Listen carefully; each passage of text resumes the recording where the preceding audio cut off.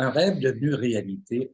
À peu près les deux plus belles personnes du monde musical sont avec nous aujourd'hui. En l'occurrence, François Dompierre, bonjour et bienvenue. Bonjour Euh, François. Live from Lucca, Italie, Oui. en pleine Toscane. Et Louise Bessette, bonjour. Bonjour Louise. Bonjour Winston et Sylvie. Vous venez de produire, écoute, en boucle, j'ai de la difficulté j'ai plus d'épithète là, pour ça. Là. C'est tellement beau, c'est tellement envoûtant que j'ai hâte de vous en entendre, d'entendre raconter cette aventure. Hommage à François Dompierre, Louise Bessette. Peut-être, Louise, tu peux commencer par nous parler de la genèse de ce projet fabuleux. Oui, absolument. Merci pour les bons mots. Ça me touche vraiment beaucoup. En fait, l'année dernière, j'ai réalisé à un moment donné que François célébrerait un anniversaire très important le 1er juillet 2023. Donc, on parle ici de son 80e anniversaire. Et comme j'aime beaucoup les dates et les anniversaires, je trouve que ça pose des jalons dans une ligne du temps comme ça. Et que, bon, il y a déjà quelques pièces de François que j'interprétais. On a collaboré ensemble à plusieurs reprises. Donc, ben, j'ai eu cette idée-là, j'en ai parlé à François, il était absolument ravi. Oui. Et puis, il m'avait offert, il y a quelques années, un recueil de ses pièces de cinéma.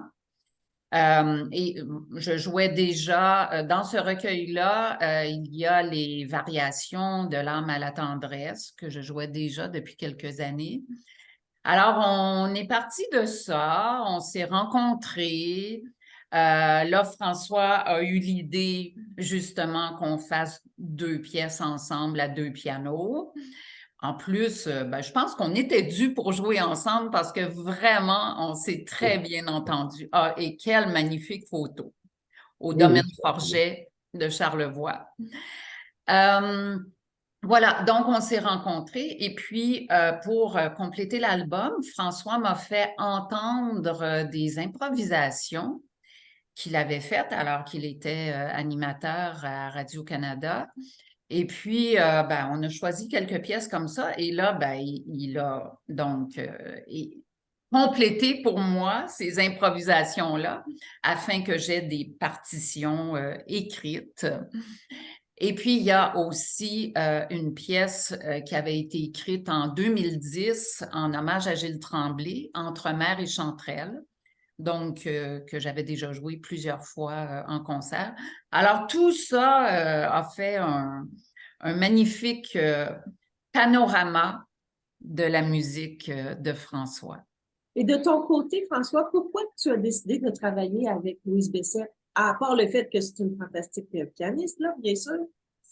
Mais je connais Louise Bessette depuis très longtemps. En fait, la première fois que j'ai voulu travailler avec elle, elle n'a pas voulu parce qu'elle elle était occupée. Ah Non, oui, c'est vrai. je me souviens que j'étais allé te voir à Paris. Et Oui. puis, j'avais été te proposer de faire de faire la musique pour justement le film de Michel Brault, mon ami Max. Je crois que c'était ça. Et puis, tu ne pouvais pas parce que tu étais occupé. Ben oui. Alors, on s'était promis, parce on s'était, bien entendu, on s'était promis de retenter l'expérience autrement. Et puis voilà, ça s'est enchaîné de fil en aiguille. Donc, ça fait quand même un bon bout de temps que ça dure, cette affaire-là. Et c'était très le fun que ça aboutisse à ça. Et comme je l'ai dit, ce qui est bien, c'est que Louise, qui souvent joue de la musique beaucoup plus sérieuse que la mienne, je parle de la grande musique d'Olivier Messiaen, par exemple, ou des choses comme ça, quand même qu'elle se plaise à faire de la musique que j'ai écrite pour le cinéma ou pour en improvisation, tout ça. J'ai trouvé ça très, très sympa, vraiment. Il y a un Justement, phénomène assez extraordinaire, excuse-moi, ouais. il y a un phénomène assez extraordinaire. C'est que Louise a une formation classique. on reconnaît son grand talent, mais c'est pas quelqu'un qui a été formé à l'improvisation. Alors que toi, de ton côté, François Dompierre, s'il n'y a pas d'improvisation, c'est comme si tu perdais un petit peu ton âme. Ben, c'est-à-dire que moi, dès que je m'assois au piano, je vais naturellement faire ça. Bon, je connais quelques pièces de répertoire. Ce sont toujours les mêmes que je joue parce que je n'apprends pas de nouvelles. Mais à chaque fois que je m'assois devant un piano, c'est pour improviser. Je pars sur quelque chose. Des fois, c'est bon, des fois, c'est pas bon. Des fois, c'est ennuyeux. Des fois, c'est intéressant. Des fois, c'est une fulgurance. Ça peut même arriver, ça. Des fois, des choses que je dis, ah, tiens, ça, je vais garder ça. Et c'est arrivé, justement, les 2 ou 3 pièces qui ont été recueillies sur le disque que Louise vient d'enregistrer, que ce sont des pièces que j'avais improvisées à Radio-Canada dans mon émission à l'époque sur Espace Musique et que je trouvais, que j'avais demandé qu'on garde, qu'on conserve, parce que je les trouvais bonnes. Des fois, il y a le discours coule de source et ça va très bien. C'était de bonnes improvisations, à mon sens. Donc, je les ai recueillies et j'ai redonné à ça une forme. Parce que souvent, la musique improvisée est un peu informelle. On part dans un méandre de quelque chose, puis on aboutit ailleurs. Alors, j'ai essayé de reconstruire, de redonner une forme, parce que pour moi, la musique écrite doit avoir une forme. J'ai redonné donc une forme, une espèce d'épine dorsale à tout ça. Et c'est ce que Louise a enregistré sur le disque.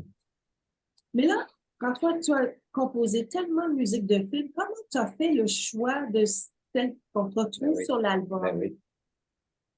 Ben, j'avais écrit, plusieurs de ces pièces-là étaient déjà écrites au fil des ans. J'ai refait, parce qu'on me le demandait, on me demandait de les jouer, ou certains de jeunes pianistes souvent me demandaient de les avoir. Ou tout ça. J'ai donc peu à peu fait une collection des thèmes de films que j'avais, qui étaient les plus connus, films de films ou d'émissions de télé. Donc, ça existait déjà pour peut-être pour Louise, je dirais peut-être pour 8-9 ans, je crois, il y a 8-9 pièces qui étaient déjà écrites. Oui, à peu près, oui. À peu près ça. Donc, le reste c'était des choses nouvelles. Donc, c'est un disque avec beaucoup de choses complètement inédites. Il faut dire que, François, je m'excuse, mais je m'adresse à Louise. Il faut, avec la musique de François, donner sa propre touche, donner sa propre couleur, c'est-à-dire arranger la musique de François pour que ça devienne la tienne d'une certaine façon, peut l'approprier. Alors, parle-moi un petit peu de ce qui pourrait être problématique par moment, j'imagine. Alors, il n'y a rien eu de problématique. Oui, ce que je trouve extraordinaire dans notre collaboration, François et moi, pour cet album-là, parce que, bon, évidemment, je travaille avec beaucoup de compositeurs et puis quand je joue une pièce en concert ou que je fais une création, je vais toujours organiser une répétition avec le compositeur. Et donc, pour cet album-là, bien sûr, François et moi, on a répété quelquefois les 2 pièces à 2 pianos. Mais j'ai joué aussi à François toutes les 14 autres pièces de l'album. Et puis, c'était vraiment magnifique parce que François m'a alors donné comme des petits commentaires assez courts sur chacune des pièces. Ça me surprend pas. Juste assez comme pour que je m'enligne, disons, dans la bonne voie de mon interprétation. Ça m'a ouvert énormément d'idées. Alors, par la suite, j'ai continué à travailler et puis là, ben, je me rendais compte que je travaillais vraiment le son et l'interprétation et le rubato, d'après ce que François m'avait dit. Par la suite, on a fait une vraie répétition générale de tout l'album, autant les pièces pour piano seul que les pièces pour 2 pianos. Répétition générale à laquelle, entre autres, Louise Forestier avait assisté parce que il y a une des pièces sur l'album, Les Variations d'antan, qui sont des variations sur la chanson La Saisie. Louise Forestier était très, très émue là, de ça. Et puis, voilà. Donc là, quand je fais une répétition générale, encore là, c'est un grand pas en avant qui se fait parce qu'après, je continue à réfléchir, tout se met en place. Et puis, ben, après, ben, je me retrouve dans la salle, devant les micros auxquels je ne pense même plus. Et tout ce qui est important pour moi, c'est vraiment de livrer le son et l'émotion. Absolument. Une François, petite question, ouais. excuse-moi. On a entendu rubato. Pour le commun des mortels, Oui. rubato, qu'est-ce que ça veut dire? Rubato, ça vient du verbe italien rubare, c'est-à-dire de voler. Voler dans le sens dérober quelque chose. Et ça veut dire jouer avec le rythme, ralentir le rythme pour le reprendre un petit peu plus rapide pour que ça retombe sur ses pattes, si je peux dire. C'est de jouer avec le métronome. C'est comme si le métronome est une pulsation régulière, mais un rubato, c'est de jouer en avant ou en arrière du métronome et de rejoindre le métronome. Autrement dit, ça fait bouger la musique. C'est ce qui fait que la musique est vivante. Il y a plein d'exemples. Bon,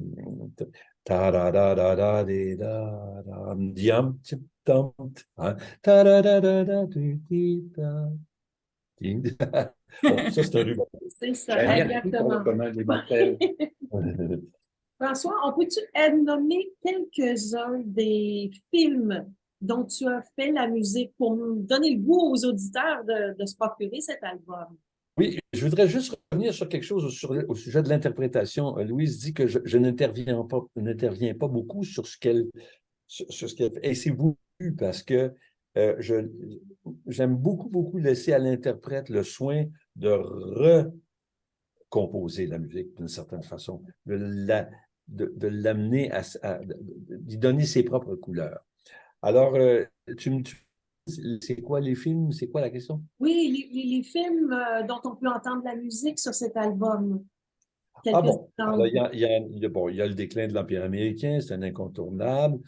C'est la seule pièce originale du film que j'ai faite d'ailleurs. Ce sont des petites variations, des variations du générique de fin. Il y a Mon ami Max de Michel Brault. Il y a une musique de... attendez, faudrait que je m'en souvienne par cœur. On a l'occasion. 80 ans, c'est pas rien quand même. Il y a l'Odyssée d'Alice Tremblay. L'Odyssée d'Alice Tremblay. Oui, c'est ça, l'Odyssée d'Alice Tremblay, le conte de fées. Il y a d'autres choses que de la musique. Bon, ça, c'est les musiques de films, les principales. Les portes tournantes. Les portes tournantes, oui, bon Dieu, les portes tournantes, oui, de Francis Mankiewicz. La télésérie Olivier avec Olivier. Il y a Mario de Jean Baudin aussi, tiens, ça me revient, là, je ne l'ai pas devant moi, mais il n'y a pas que des musiques de films d'ailleurs dans ce disque-là, il y a aussi des chansons qui ont été refaites, comme De l'âme à la tendresse, sur laquelle j'ai écrit des variations, ainsi que La Saisie, comme le disait Louise tout à l'heure, sur le texte de Louise Forestier, une chanson dont j'avais composé la musique. Donc, ça a fait... Et il y a également 3 improvisations qui ont été reprises. Voilà. Je pense à 2 des improvisations, entre autres, que j'aime vraiment, vraiment beaucoup. Il y a une évocation ravélienne. Oui. Donc, c'est vraiment une pièce écrite dans le style de Ravel. Je trouve ça vraiment, c'est d'une beauté. Pour moi, on dirait que c'est comme un jardin qui s'ouvre peu à peu. C'est vraiment, ça nous met dans une espèce d'état d'extase. Et puis, il y a aussi Recuerdos Fugaces, ça c'est absolument dans le style espagnol. On dirait pratiquement que c'est écrit pour guitare, sauf que là, ben, c'est joué au piano. Il y a des accords arpés RPG, il y a des grands traits rapides à la espagnole, et puis c'est Écoute, vraiment ce disque, superbe. c'est un des corpus les plus intéressants que j'ai entendu depuis très, très longtemps. C'est-à-dire que le choix Merci de la beaucoup. sélection, On le doit à Louise. François, tu dois être heureux de... Très, très heureux. Très heureux, oui. Première fois que je l'ai écouté, comme je l'ai dit souvent, la première fois que j'ai écouté ce disque-là, je me suis attardé à l'écouter au complet. Et c'est rare que je fais ça parce que j'ai de la misère avec la musique qui est déjà écrite. Je passe à d'autres choses. C'est toujours de la musique nouvelle que je veux faire. Et là, je me suis vraiment arrêté et je l'ai écouté avec plaisir. Donc, et ça, je le dois à Louise Bessette. Écoutez, tous les Merci, deux, vous François. avez été absolument généreux ce matin devant cette parution. Souligne ça encore une fois à gros traits, que c'est un must. C'est vraiment un must, Louise Bessette. C'est un transport dans l'imaginaire qui est inimaginable si on n'écoute pas attentivement. Et puis, nous, c'est en boucle. Et puis, c'est Ouais. Et on remercie Atma et le réalisateur Absolument. Carl Talbot Ouais. d'avoir adhéré à ce projet, d'avoir rendu le projet possible. Oui, Et oui, on- absolument, parce que derrière tout album, il y a un formidable travail d'équipe. Et puis, j'ai une équipe, une fidèle équipe avec qui je travaille maintenant depuis quelques années. Et puis, on travaille vraiment d'abord, dans une ambiance très agréable, mais on a absolument une relation de confiance. Et pour moi, ça, c'est très, très important. J'ai, en terminant, une commande pour François. Oui. Au marché de Lucas, est-ce que tu nous choisirais quelques fromages et un bon vin? J'allais justement te le proposer, Winston, j'étais te le proposer avec un bon verre de Brunello ou alors quelque chose. Ils sont pas chers. En plus, j'ai vu des choses. En tout cas, pour commencer sur la bouffe, on en a encore pour une demi-heure. Mais non, il y a des belles choses. Je vais vous dire une chose, un secret bien gardé. Pour se nourrir, ça coûte 50% de moins cher en Italie que chez nous. Les restaurants sont moins chers, les épiceries sont moins chères, tout est moins cher. Alors, on part tout de suite en Italie. Oui, oui, on y va. François, on arrive. Venez. Allez, Merci à tous les deux. merci. Et Merci à vous deux. on encourage bientôt, tout le monde à Louise. se procurer cet album vraiment Absolument. de toute beauté. Merci. Merci infiniment. Bon été. Salut. Bon Merci. été.